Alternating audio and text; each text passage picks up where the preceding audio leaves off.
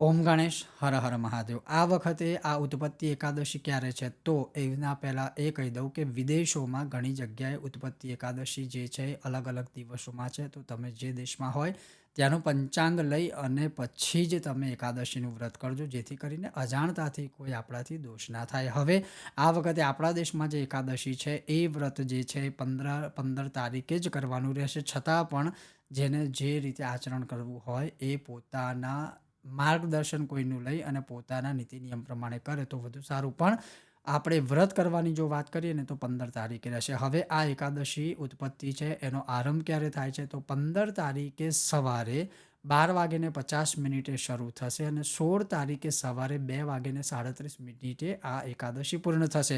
તો આ એકાદશીમાં પાછું રાત્રે જાગરણનું મહત્વ છે. તો જાગરણવાળો રાત્રિનો ભાગ કઈ તારીખે આવે છે એ તમે તમારી રીતે સમજી શકો છો.